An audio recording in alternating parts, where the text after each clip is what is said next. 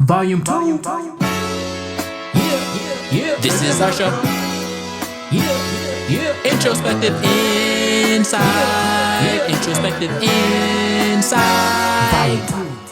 Peace, love, and all that good stuff. I am King Devdo, and this is Introspective Insight, the Black Wall Street podcast. This is actually one of the first of Volume 2, one of the first episodes. Like I said in the previous episode, I don't know where this is getting released in the, I guess I should say queue. I'm excited. This conversation that we're about to have is going to be super dope and exciting. So I have rotating guests on the show now. So today's guest host is none other than Ryan Bean from the Y Archives, but also University of Minnesota, right? Correct, yeah. University of Minnesota. So before we get into who Ryan is and what he does, I want to get into the word of the show and quote of the show, because we always have to start off with the word of the show and the quote of the show. So the word of the show is a word that doesn't fit, or probably the best word to fit the conversation we're having today around recording historic truths. And that word is Sankofa. And the definition of Sankofa is it is not taboo to fetch what is at risk of being left behind. In other words, history, the past, nuggets from the past. I mean, we've seen it in Black Panther in terms of they actually call on the path to teach them how to go forward or give them the strength to go forward. I mean, however it is that you interpret those things. But Sankofa, if we break it down, because it is actually, the origin is Ghana and the tribe is the Akan tribe. And San or San is return, Ko is go, Fa is look, seek, and take. So you have different variations of the definition of Sankofa: reach back and take it, return and go get it, all these different variations. But Sankofa is basically the idea that you use the past to inform you on how you go into the future. And then the quote of the show is by none other than the Honorable Marcus Garvey. A people without the knowledge of their past, history, origin, or culture is like a tree without roots. I love so Ryan, just a backstory, Introspective Insight. Like we talked about before, it is a play on words, insight, third eye, to seek for more, enlightenment and knowledge, etc., etc. Introspection is actually a word that stems from my youth background in youth programs, to where we always had the word introspection on the wall. And a lot of our programs, or our program, was based on the foundation of introspection, which is one's own emotional and mental thought processes, as you know. So the show is centered around our own, so whoever's on the show, mental and emotional thought processes around whatever the said topic is. However, all of the conversation or the commentary is focused in on specifically the Black experience, the Black American experience, and how we can create the Black Wall Street mindset.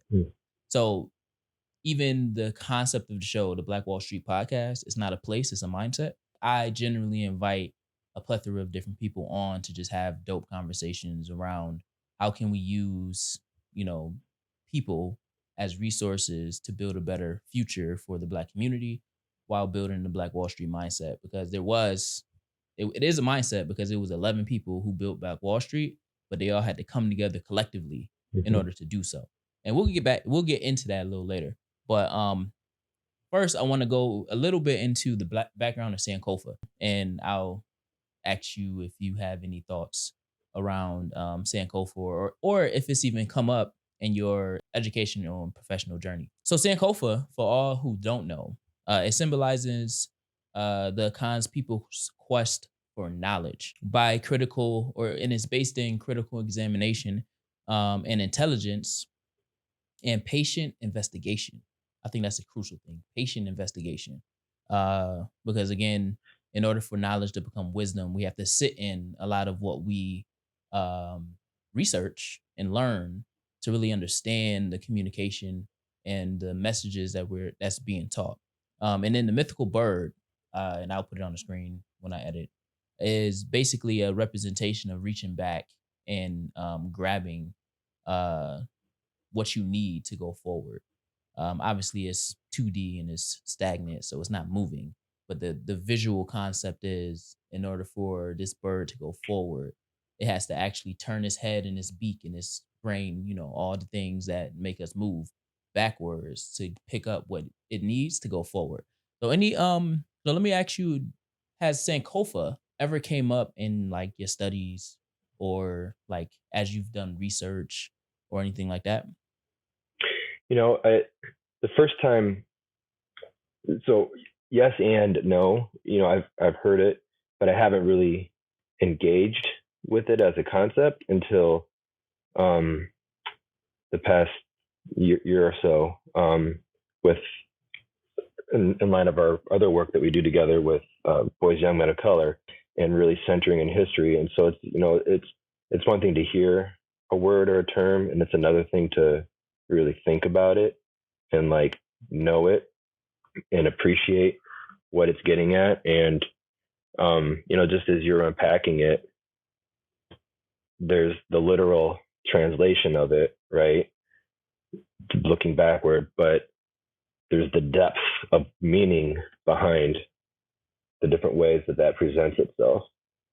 I think when I think about names or titles or just branding, if it rolls off the tongue, then that means you're on the right track. Even that alliteration, using the same sound twice, is also catching as well. Yeah, so Sankofa is also. I mean, Sankofa is embedded in my education business, Sankofa Leadership Associates, in terms of cultural restoration. And again, like you said, the work that we do is the only way that you can restore anything is if you actually go back and see what culture was in time. Like take a snapshot of, think of a decade and go back and see what the culture was. A lot of my work now is centered in hip hop culture, mainly because hip hop has, grew into a multi-billion-dollar industry that was birthed out of the struggle that is, existent in the Black Americans experience, the Black American experience. But Sankofa is part of that as well, because a lot of what musicians do is they go back and they look at and study other musicians that came before them, right? So embedded in the very fabric of how we kind of live life is we always kind of look backwards and say, oh, well, how did they do it? Because I want to do it that way, but I want to do it better. Even like with our relationships with our parents, if you do have parents, or if you have a relationship with your parents, or even anybody who you feel is a father figure or guardian or parent figure or guardian, you tend to look back at what they did so you don't make the same mistakes they did. That's the hope, at least, right? Yeah, at least the hope is, right? But yeah, so that's Sankofa. I think Sankofa, having knowledge of the past and respecting the past as well, and having in the current, right? I think the bigger conversation is was actually leading me into the segue. See, I figured out the segue. Is having the ability to document in the now, or knowing what to document. So decades after you're not here no more, years after you're not here no more, somebody can read and say, oh, okay, that's how they did it. Because we don't know what the world would be like. We don't know what the world would be like at a certain point in time. So we have to make sure that we know how to document. And to that point, you are what they call an archivist. And nobody really knows what that is. I know I didn't. I mean, when I was just in Minneapolis 2 weeks ago, I didn't know what it was, right? Well, I didn't know that archivist was a term. I knew what it was, but I didn't know archivist was like an actual profession that you actually get paid for. And you kind of, you have things in the day-to-day operations to preserve, maintain, and protect documentation from years and years ago. So can you explain to us and the listeners what exactly an archivist is, how you even got there, and then we'll go from there? Yeah, right on. So, most straightforwardly, I'm a librarian, but um, I don't just work with books. I also work with other byproducts of people going about their day. So I'm the archivist for the YMCA archives. So I'm responsible for managing, preserving, providing access, and contextualizing the history of the American Young Men's Christian Association. And that history is documented through organizational records, things people create, what we call material culture. So, T-shirts and posters and objects and all the things. I mean, think about all the things that you come through your hands in your life. That's all a reflection of you and part of your story. And what we try to do is to capture a meaningful documentation, a meaningful record of what people do, so that other people can look back at it. And we all, whether we think it or not, we all have archives. Right? I'm looking at your shelf right there. Right, you're telling a story about yourself with the objects that are there, how they're placed together, how they come together. That's the context.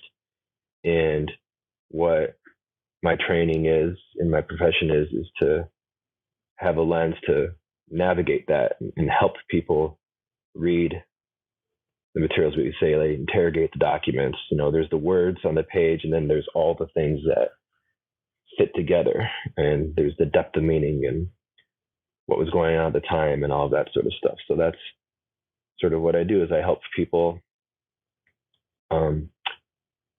with their questions about the past, specifically for the YMCA. So how does one, so you said librarian. So is it like so when you're going to school and, you decide you want to like study history, I would assume, or you want to take that path to be a librarian and, whatever, is archivist or archivism, is that like a concentration within a broader focus area? Yeah, absolutely. Yeah. As you sort of pursue your master's in library and information science, you can focus and specialize in archives. Whereas like the library is very much library science, right? Things have a category, they go on a shelf. It's all about systematic control of information so that there's systematic access to information. Archives are a really beautiful blend of art and science because how do you categorize Devin, right? Where would you fit on the shelf? You're a multifaceted individual. You can make an argument for many different places. You're not just a biography, right? And so what we do is we try to understand. It's really important that we understand the nature of the materials that are in our possession, so that when people come to us with a question, there's a network of connections that touch on all different types of records, and my job is to help them stitch together a pathway for doing that. So it's very much in history. My undergrad was in history. Actually how I got there is I was a youth worker for the Salvation Army and YWCA, and I was a social worker without a social work degree. So all I had was my experience and empathy for that work, and man, the stuff that kids go through is real. And I saw burnout very, very close on my horizon there. And I was just really fortunate that I did an internship where I work now, actually. And all of a sudden it clicked. Oh, okay. I can use my historical frame knowledge, and I can still be of service to groups of people by helping them navigate. And I understood the collection.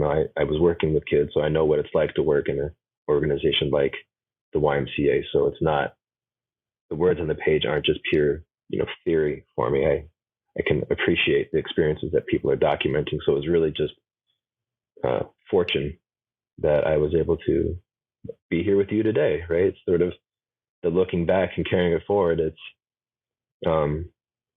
it's pretty amazing the sequence of events that stitch the then to the now. I remember when I first started getting your emails, or Mike started connecting us. What is the University of Minnesota? I don't. What's happening? What's archive? Why archive? And the thing is, I'm thinking, because I know there's archives that exist, but we don't really conceptualize what that really is. So even going into Minneapolis 2 weeks ago, I didn't really conceptualize what it takes and the engineering that goes into really preserving files that's like years and decades and hundreds of thousands of years old, right? I think we went as far back as like the 1800s with, like wax paper that looks like, you put it in the oven for cookies, but it's actually people writing on it. And then, I even noticed, as I was looking through a lot of the old documents, I mean, obviously you speak very like specifically about the smells when you're, doing archivist work and you're preserving files, they maintain certain smells. So like even this camera right here, that's one of Kodak's old camcorders. It has a specific smell to it because it was in my grandma's house, and it's old, right? But even just the look and like the fragile nature of the process, even when handling it. Okay, I can't really handle this like loose leaf paper because it's not loose leaf paper. This is something that was put here for a reason. So how important is it to document history in the now, or even what should we document? Because I don't think everything should be archived, which I learned in Minneapolis, so it's not like I knew that. But what exactly, or what should be the approach or the steps to really start to create archives from now for this history that we're creating? Because I think every day a piece of history is created that should be documented. I mean, every moment, right? Histories, we're constantly riding that edge of into history. And so, this might seem like a cop-out answer, but it's really true, is what's worth saving is what's worth saving. And what I mean by that is like only you as a creator know the significance of what you create. And whatever you decide to put in the metaphorical box is important to you. Now, that being said, we can unpack that a little bit in because to your point, well taken, you can't keep everything, especially nowadays, right? I mean, just the ability to produce information is ridiculous. But it's also, we're in this weird duality that creation is so simple that, here you are doing a studio podcast, right? Like that's insane. 50 years ago, you would have needed an entire $1 million budget to pull off something like this, probably. But so the ease of creating has never been bigger, but what we create has never been more ephemeral. Where does this live? It's out in the ether. It's in the cloud. It's on a hard drive. It can fall apart. And so it's this duality between preservation and access is a thing that professionally we navigate. But back to what's documenting, because you can't and shouldn't keep everything, that would be a disservice to users too. They'd be drowning in information than they already are. Is I think about what are the types of narratives that are found in different types of materials. What is their authority? Meaning who's saying what and what is that representative of? And how does that tie to, specifically for me, when we take in for information or advise people about it, I have this sort of goalpost of YMCA national level history. And so while that's super big, that does exclude a lot of things. So just looking at it like, official records, like board records, those are critical because those are decision points. And if they're done really well, they they include evidence of other activities within an organization. And some of that stuff gets rolled up. And so sometimes those are the breadcrumbs that you need to just say, yes, this thing happened. And then, hindsight's 2020, you recognize a moment was historical only looking backwards, probably 9 times out of 10. But sometimes you are in a moment where you're saying, okay, this is different. We haven't done something like this before. And hopefully at that time, people save a couple little extra bits of material for that. But the other really great piece of it is, just because the moment happened in the past doesn't mean it's lost completely. There's the ability to go back and talk to the people who were part of those moments and do an oral history interview. So to be actively engaged in the process of capturing history in hindsight, when you've had time to look back and reflect and say, you know what, that was one of those historical inflection points. And I have a piece of paper that said it happened, but it's missing the, why it happened and why I did it and what it meant to me and what I learned after the fact. And so that's the beautiful thing is, as long as people are still with us, it's never too late to go back and get their take on it. And even when they're gone, other people knew them and they told their stories. And that's the beautiful thing about history is, you can't hide truth. They're going to be there. So even if you don't document, if you try to erase it, if something happened and it's significant, it will be remembered and we can learn about it at some point in time. Or can you tell us, how does history, how does one decide what history deserves to be in the history books? Because there's so much archives, right? Mm-hmm. And there's so much rich history that you have to go and find. Like I know for me, I had to go and find a lot of what I know because the history that was taught to me was one-sided versus, understanding or even having archivism in a sense, right? So going back and looking at history based off of, I'm giving you prompts similar to what they do in college, right? I think youth can benefit from going back and just finding things that is relevant to them and then going and like searching that history. That makes history a lot more engaging, a lot more interesting, culturally responsive in terms of that culturally responsive teaching and pedagogy. So how does somebody decide what deserves to go in a history book, textbook that is then sent out and printed and sent to millions of schools? I mean, the short answer is power, right? The ability to choose what people learn is an incredible flex of power. And historically, archives were sort of the domain of church and state. It's where the records are kept that says, here's the map that says I discovered this place and own it. Here's the treaty that says I defeated you in war and you owe me money, or whatever it is. It's what legitimizes the evidence that legitimizes present behavior is in archives. We're in this wonderful moment now where other things are being archived, like the YMCA. Our materials, the archives are almost 130 years old as a collection, and it's lived in a lot of different places. And so the fact that people had the wherewithal and understanding and perspective to anticipate a Sankofa moment, right, and the need to carry it forward is really critical. So what's taught, that's the educators, that's the system, that's a heavily contested space, right? What Florida just banned an AP class on Black history. Doesn't mean Black history doesn't exist, right? But you can't teach it or talk about it. That's an inflection point right there. So what you need is historians and other people to go back and learn those stories and tell them. But there's kind of two ways. Well, there's lots of ways, but the way I see it, there's kind of two ways of writing histories or thinking about it. There's the sequence of events. This thing happened. The facts, I guess you could say.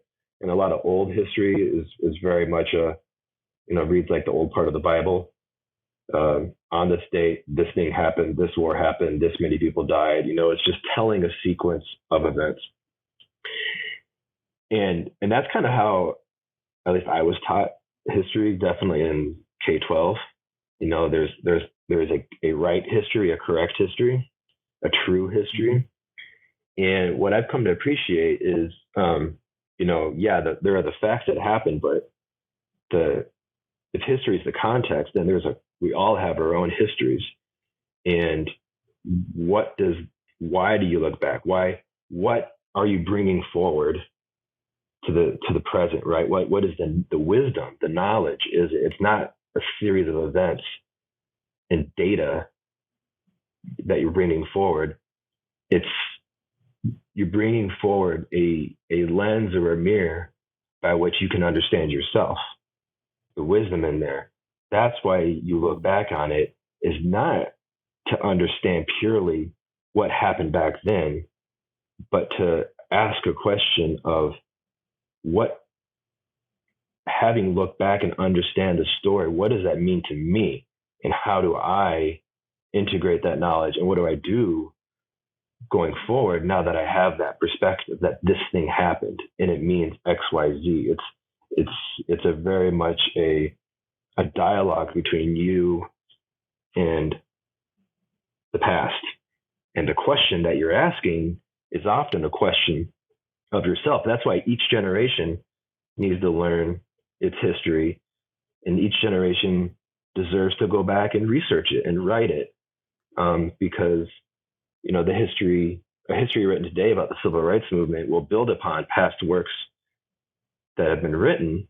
There's the legacy and practice and all of that, but the interpretation of the significance and the meaning behind those events is a dialogue between the then and the now. And that's why it's beautiful to see people continuing to go back and research past stories. There's always a new perspective that can be teased out of that, because it needs to be recast for each cultural moment.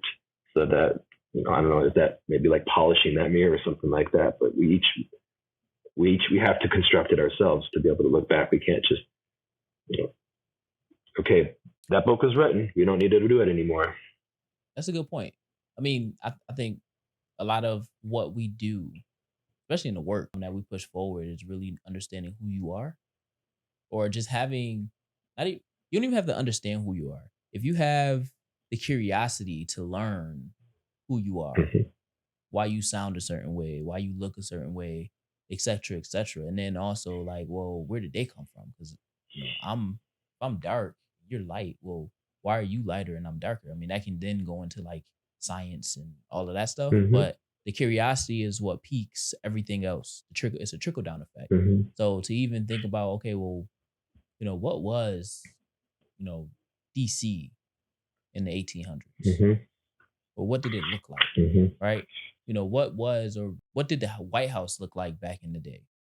Right? Things of that nature. Then you go and you research those things, to which people don't even know that it was, a black man mapped out DC, which I wish I can talk to him, because the lights and the streets and the tosses and the turns, I don't like them.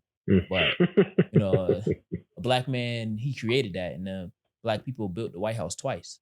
So just little things like that. I mean, even when you just look at history, I mean, it's the reason why they suppress it, because black people have created a plethora, a majority of a lot of the things that we use now, in the now. So it makes sense that, critical race theory and all that stuff wants to be suppressed by the powers that be, because then they will have to then face what we're saying themselves in the mirror. And, the truth hurts. 100%. Yeah, no, I mean, knowledge is power, right? And there are real reasons that people want stories to not be told. And there's real reasons people want to create artificial histories and narratives and elevate those up. And there's to honestly look back in the past is courageous too. Like thinking about Sankofa, it's not, there's courage looking back in the past, because you're oftentimes going to find things that you don't want, you don't like. it challenges your understanding of yourself. It challenges your identity. It challenges a collective identity. It calls into question a whole host of things. It can, it's basically a self-perpetuating existential crisis for some people, depending on where they stand. The gap between what they understand is and what they see was, that can be very, very disconcerting for people.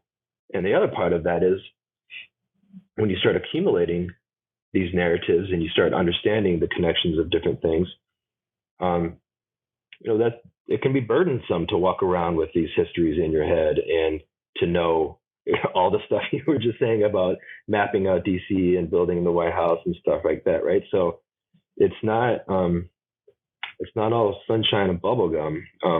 But when I think, getting with youth work, right? Like, why do you get kids to be introspective? Why do you get them to understand themselves so that they can be successful in life and they can make the most out of this existence that they have? And so by going back and learning your history and taking it in and internalizing it, turning it into knowledge and wisdom, and actually doing that, what do I do differently now that I know X, Y, Z? That's that process in action. And that's when you become empowered to do things. And then you have the lens to say, oh, I recognize this pattern. That's like blah, blah, blah in the past. That's what's going on here. Or that might be what's going on here. That's the utility of it, is it gives you so many different frames of reference to look at, because, you'll see in the past is, the situation might be different, but they were people just like us. They were modern people with modern minds, reacting the way you and I would in that part of time. And so it's a real beautiful thing, at least in my book. And that kind of segues into the main topic, and really identifying some of, or what we personally believe, what is the most profitable or prosperous period of time for Black people in America. Mm-hmm.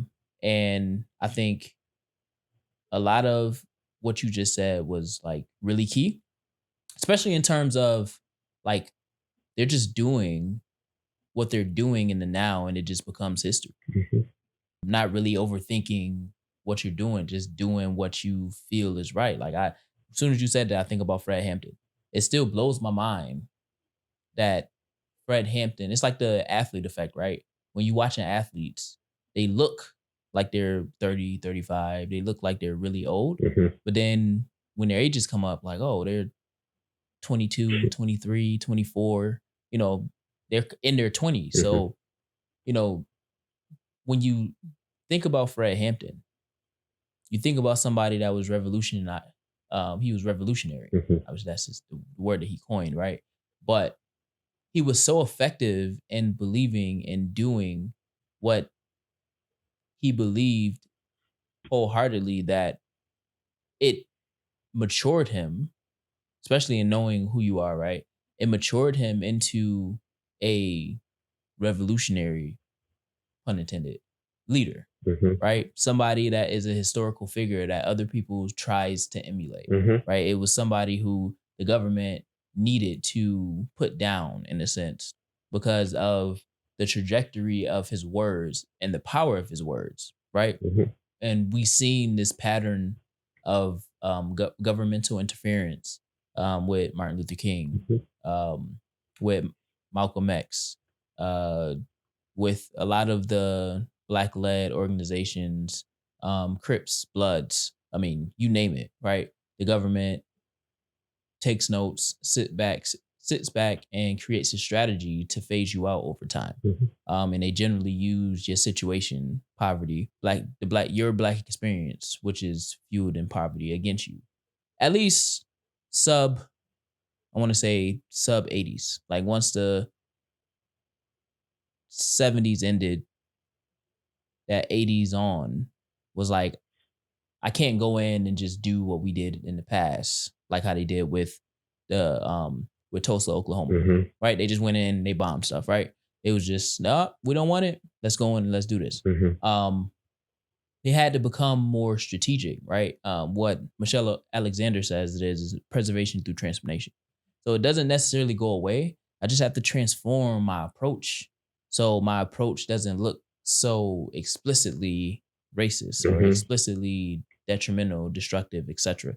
So as we segue into that, what is, from your just historic background and professional opinion and fuel with personal, because I don't think that history can necessarily be only professional. What do you think the most prosperous period of time? You can go a decade, 2 decades, or you can just coin, a year to a year, Mm-hmm. that you feel like Black Americans was the most prosperous. Mm-hmm. So, I need to qualify like that. My understanding of the question really comes from my work in the Y Archive. So studying Black history through the lens of the YMCA Mm-hmm. and how that organization intersects with Black history. So, there's very now to make meaning of those moments in time, it needs to be referenced against what was happening. So I'm conversant in the narrative arc of American Black history and its inflection points. And there's a couple of ways I think about your question. And then the way you set it up, it strikes me that on the one hand, now this moment is the most prosperous, however you define that, and that everything that's come before it has led us to this moment. Yeah. And it's drawing on all of that. And this is setting the stage for what's going to come next. And it can either be more prosperous or less so. But really, it's, what you just set up there is, one way to think about history is the study of change over time, right? And so what you just laid out was this contesting of space, through which the Black identity is sort of the epicenter of that contest, at least in the frame of this conversation. And that's where studying of the history is so important, because if you're ignorant of the past, any historical moment can just look like a thing. And we teach it that way, right? That there was slavery. And then next chapter, then there was the Civil War. Then next chapter, then there was Reconstruction. Next chapter, we go through all these moments as if they're discrete moments in time, rather than it's an unfolding of events. And there are these inflection points that are powerful, but from where I sit, those inflection points are just helpful tools for storytelling. But I think we can be at risk of over emphasizing discrete historical moments without the appreciation of everything that led to that moment in sequence of events, known and unknown, that allowed those things to happen. So, so you look at Tulsa before, it was burned down, right? When it was at the height, the pinnacle, there was a moment probably, right, where people were like, okay, we got something good going on here, right? There was a moment.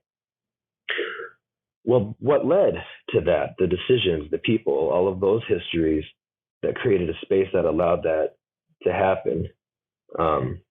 That's the story I like to look into, is the culture that history helps us tease out and understand what was going on there. There was something special, and it equips you to realize where the status quo is just getting recast over and over again, versus no, this is a different thing, right? We passed a law that banned that, so we're good now. We don't have to do anything because we have this law.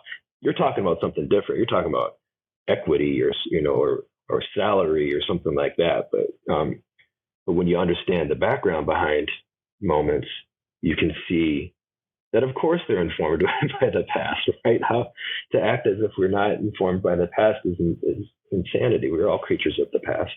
We're definitely prosperous. Or the Black experience is becoming more and more prosperous.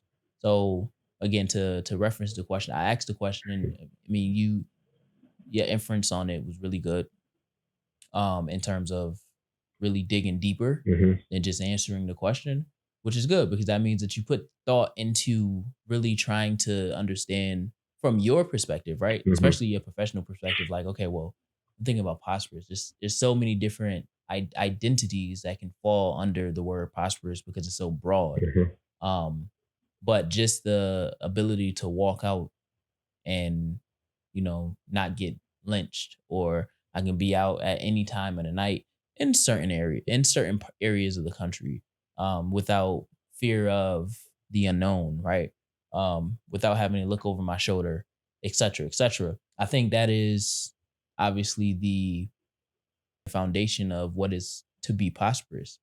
I think of it as, when I define prosperous, especially in the context of history, I'm thinking about effectiveness, thinking about community.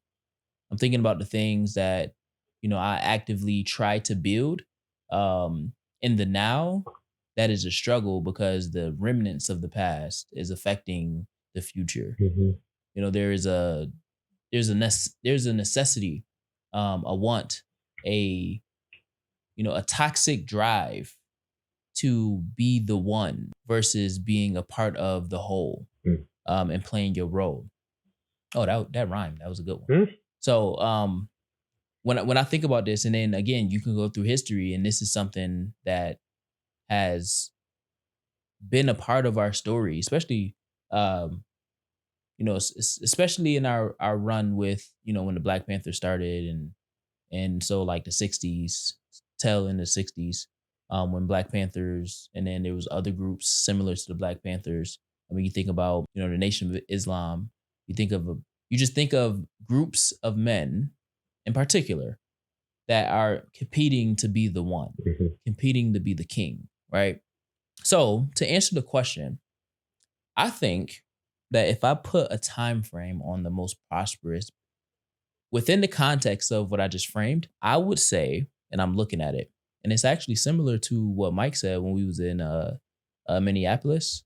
So it would be, as I look at this critical race theory timeline, separate but equal. So 1896 to 1926. And here's why. So separate but equal created a dynamic in America for Black America. It created a reality for Black Americans, Black people, to really engage in what we're talking about now, right? It created a dynamic to where, okay, so we've now separated from them. We've separated from this trauma. We separated from the clutches and the chains, etc., right? And now they're saying that we can be equal. Okay, so what does that mean? And you can go in and you can, research Plessy versus Ferguson is well documented. And I'm pretty sure you can find some type of documentary or movie on it. So I won't go too deep into Plessy versus Ferguson. But just the concept of separate but equal meant that we have our own schools now with quote unquote equal resources, right? We have our own houses. We have our own communities. We now get to separate from the system to a certain extent and start to build up who we are, start to create identity, start to really create the foundation of what Black America became to be, right? So this is 1996 or 1896, sorry. So 1896, we get separate but equal. By 1901, we then create jazz. So now we create the music form, the form of expression that carries us all the way to 1973. 1973 is when hip hop came about, right? So jazz and elements of jazz and different variations of jazz, like blues and rock and roll and all these different art forms, started after we got separate but equal. That's 1901. 1907, Black Wall Street. So not even 10 years after separate but equal, we create one of the most prosperous communities in the history of the country, right? As I look within this time frame, the NAACP was formed, right? Again, identity. They're giving us the power to like create our own identity. Let's do something with it, right? And again, this is part of it. It came out of the Nigeria movement, right? I'm looking. A lot of the fraternities were created 1906. So when I'm looking at this particular the Chicago Defender, I'm pretty sure the Chicago Defender was used as a outlet when Emmett Till was murdered. So when I'm looking at these, I looked at a bunch of different timelines to kind of gauge how different historians and different universities is pulling together like decades of time or years or a timeline of Black history. And I think this critical race theory timeline in particular was really good and not just showcasing, because again, part of the preference, and we've talked about this before, we tend to talk about the problem without highlighting the solutions that came out of them or even getting to a solution. So a lot of the timelines that I found was like highlighting the problems. MLK was assassinated. Malcolm X was assassinated. The things, but it's not really talking about like, well, what led up to that? Like you said, it were things that led up to that. What led up to that? And I struggle, even when I walk through the African American Museum now, I struggle with the need to center whiteness within Blackness, right? When you first start, I understand that Europeans were the ones who brought, Africans over to America. However, I think that you can tell that story while preferencing how prosperous Africa was and continued to be through those trades, right? How colonization was not because the people were weak. Colonization was because the people had the resources. So I'm going to set something up to where I'm not going in there with brute force because, they have their own armies. I mean, you see that if you study religion. I like to study religion. I'm not religious, but I like to study religion and studying the Pope and like the things that the Pope has done over like centuries, like decades and centuries of time. You start to notice that a lot of the word is not practiced. If, what I'm saying, like with the Roman Catholics and, going into, Africa is two things. It's Christian, more Islam, right? Depending on what region you're in.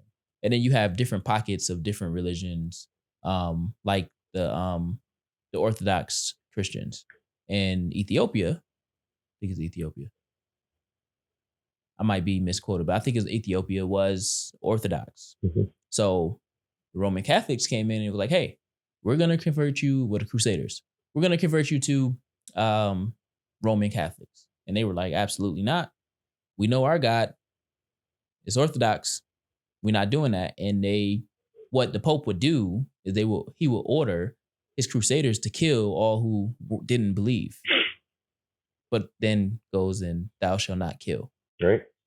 Right. So just thinking about those stories to where actually there's a lot of strength that came out of the continent, right?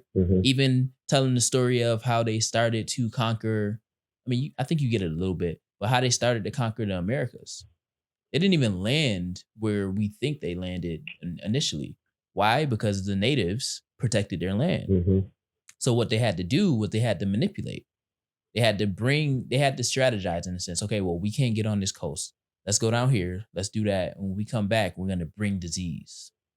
So once they bring biological warfare, once they bring disease, now you start to push it because they're immune. They're immune to a lot of disease, right? Smallpox. Smallpox. So when you think about all that stuff, I'm thinking like, okay, so where did we start to leave footprints? I don't mean like nuggets, right? Where did we really break away and start to create our footprint? So then now I think it's really between Separate but Equal and 1926 when Carter G. Woodson created Negro History Week. At the YMCA. At the YMCA. Yeah. So it's like, and then I'll let you respond. Yeah. So I'm thinking of it that way because even in those, you have, different key people in history born in that time frame. Malcolm X, MLK was born 29 and 25, right? Carter G. Woodson in between that established Negro History Week. Think about how critical Negro History Week is in the development of what became MLK and Malcolm X, right? And then, again, obviously we have the Tulsa riot that falls into there, but looking at the critical race, and obviously we know that killing did exist and lynching and all that stuff did exist in this time, but I'm thinking about, well, this time was like the critical foundation of what we know Black America to be now, right? The consciousness, the wokeness, et cetera, et cetera. So what are your thoughts on that time frame? So Plessy versus Ferguson, separate but equal, all the way up to the creation of what we now know as Black History Month.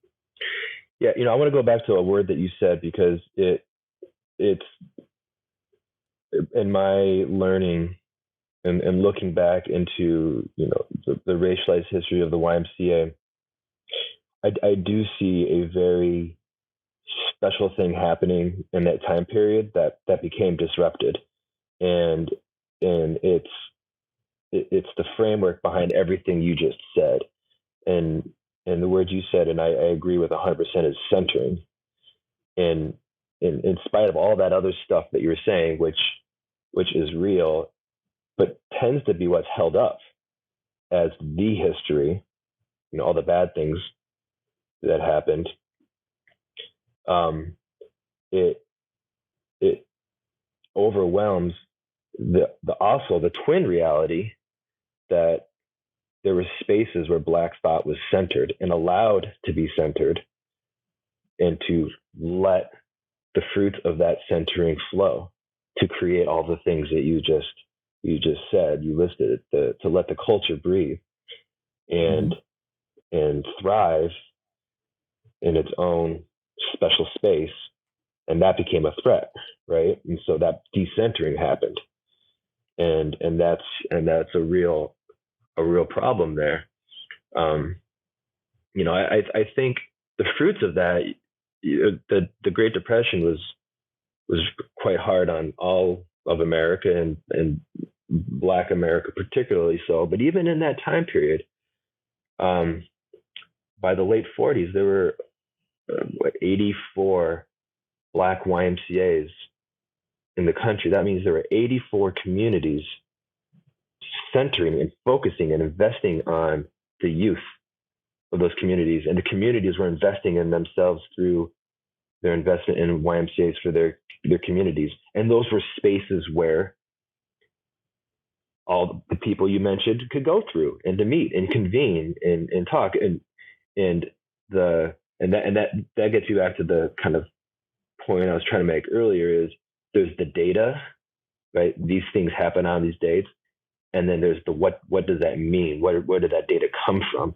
And for me, the thing that I suspect I'm barely scratching the surface of my appreciation of is this concept of centering, and to allow an identity to be and to flourish, and to not project, one on the other. Like you said in the Black History Museum, is when you walk in the door, it immediately centers a history through a white narrative, versus letting it holistically be a Black narrative. Now, I don't think we can tell one story or the other without the other, but the point that you raised clearly was which perspective is centered first in which space. And I think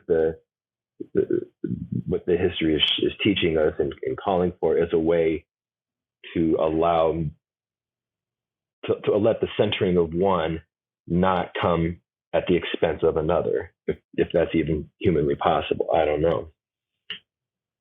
Yeah. No. I mean, I don't think that that's humanly possible, because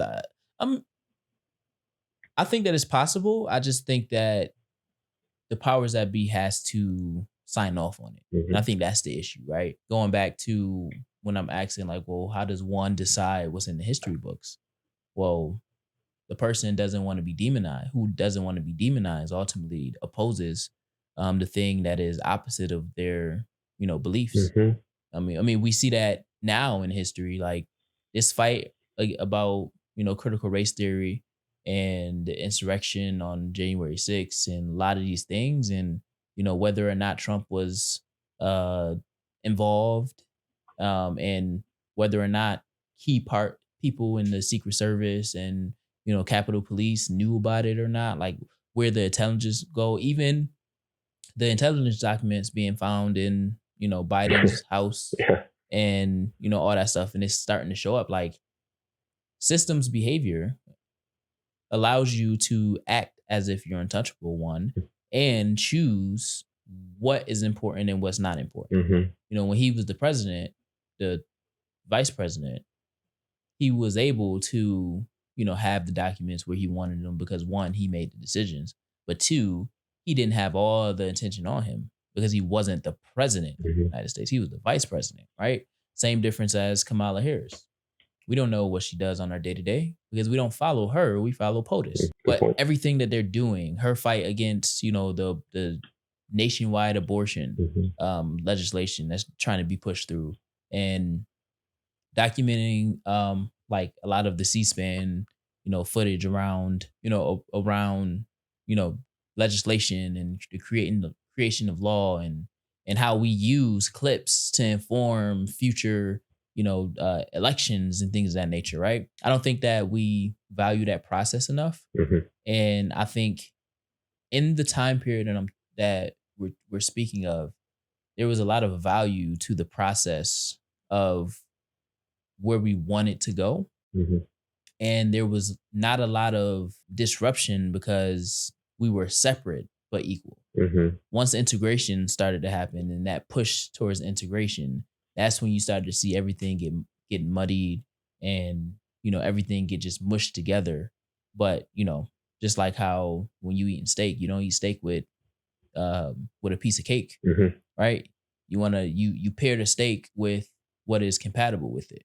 You don't drink all wine with every dish, right? It's certain wines that go good with certain dishes versus others.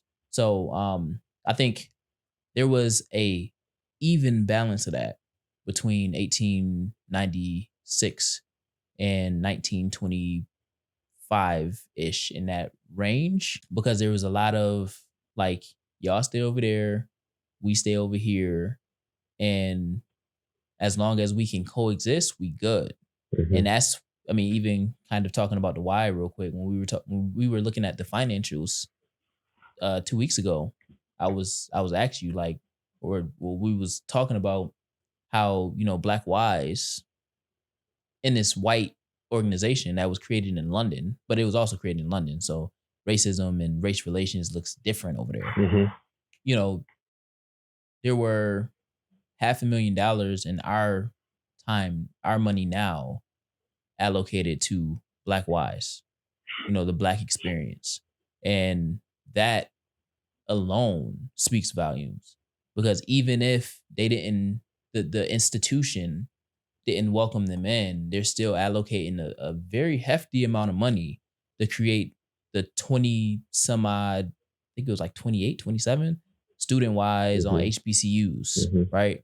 That ultimately empowered, Black men in particular to continue to build and find their identity that will ultimately lead to the creation of, Black History Month and different literary institutions within Y walls, Black Y walls, but also Black Y programming for youth all the way through college. So yeah, I think that was in short, I think that is the time period I would go with in terms of the most prosperous time in the Black experience, mainly because we controlled our narrative.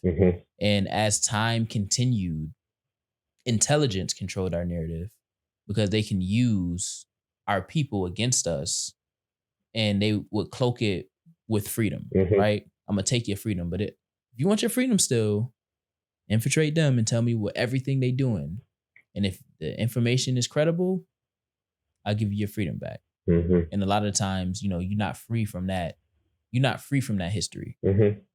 The guy that ultimately set up and framed Fred Hampton, he's not free from that history. He never was free from that history. He actually suffered way more than what he thought he would when we talking about like his decision in the now versus his reflection on the decision in the present, up into his death. There's kind of unpacking that a little bit. There's quite a few things that are happening in that moment that you're really like landing on. Industrialization and modernization and mechanization is happening. So the economy is being completely revamped dramatically. And so a lot of wealth is being created across the board. You have people coming, that's the Ellis Island era of immigration. So you have people from all over the world. One, America is beginning to articulate this identity of this prosperous nation for everybody, this, aspirational melting pot, if you will. And so it's this beacon that's drawing people in. And what I'm getting at that is that was a very future looking young nation, aware of its youngness, seeing growth and opportunity abound. The West, well, part of that narrative, the West was still technically open and then it was closed. And so the U.S. mindset and its own identity as a nation is being cast in that space. And so that's a very aspirational place to be versus, fast forward where people, there is no more room to go. The country's, been conquered. We're not talking about the future. We're talking about the past and reclaiming that, so there's, I think the headspace that people were in was so different, which allowed all that sort of, all the history that you're talking about to really go on. And then the other things are sort of reactions against that prosperity or loss of that prosperity or the unequal distribution of that prosperity and then other existential crises that come along. But that was such a formative moment in time for all sorts of institutions and the country as a whole. The First World War redrew the maps. It was the end of empire. Just so much change was happening, and change is incredibly disruptive. And a lot of people win when change happens, and a lot of people lose when change happens. But that was a period of time with dramatic social upheaval. I think to kind of close the show out, the beauty of that time frame was the want, the desire, and the unapologetic drive to create our own. And I think we lost that in capitalism, in the mix of capitalism and the growth. And like you said, the influx of people, which means the influx of money and the ease that came with, making money and the ability for the system to pay you a living or working and living wage to mass produce things like cars and different commodities that we have now that machines produce. It was easy to say you good right now. So don't make no noise. Go and do your thing. Don't make no noise. And, we'll figure out everything else. Versus there was unrest consistently, but not unrest because, they wanted to be in white spaces. It was unrest because we're building our own spaces. But in order to build our own spaces, we got to make sure that everybody is on the same page. Like I told you, the book around Cultivating Genius is talking about, part of literacy institutions in that time was creating rigor for everybody. There was no space for rigor not to exist. And that's what literacy was. Not just the skill, but it's okay, so you have that. Now, what are you going to do with it? Mm-hmm. And that's where, Black Wall Street came about, and, Black History Month eventually, and, the fraternities and the HBCUs and all these different institutions that was created. It was because rigor. Now we're in pursuit of rigor to be as rigorous or more rigorous than the institution, so we can maintain our own. They did it, and it was taken away. Mm-hmm. And you take 5 steps, 10 steps forward, 30 steps back. You have to now not only regain that footing, but you also have to reestablish your confidence in being able to do that again. Mm-hmm. And I'll end with, that's like, when you're not recording yourself and you say something really, really good, but you don't write it down. And then you try to recall it, and it's like, oh, what did I say? Like, oh man, like we do it all the time. Mm-hmm. And it's like, that's why people say, write it down. You write it down, it lives forever. And I think that is a great way to kind of end off this portion of the conversation, to where, like, as long as you write it down, it becomes real and it becomes history. So now, it's that time to go through your own personal archives. Cause I think, again, we should have our own personal archives for the things that we do. Like, I got a record down there. I'm gonna put some light down there so people can see it. But, I got a record right there from one of my favorite Public Enemy albums, right? That's a whole album right there. And it's, from a period in time. So I didn't get it so I can necessarily listen to it, but it represents a period of time that I normally go back to experience through the music, right? So any other last thoughts or words or anything before we hop off? Oh man, thanks. This is really great, and I appreciate coming on. I appreciate the opportunity to talk about it. You're making history every day, and you are writing it down. And I look forward to continuing to help you keep it so others can learn and build. I appreciate it. All right, so we're gonna get out of here. Y'all already know. Bring another set of ears for next week's show. This is Introspective Insight, the Black Wall Street podcast, and we out. See you soon. Yeah. Come back next week. Yeah. Introspective Insight. Introspective Insight.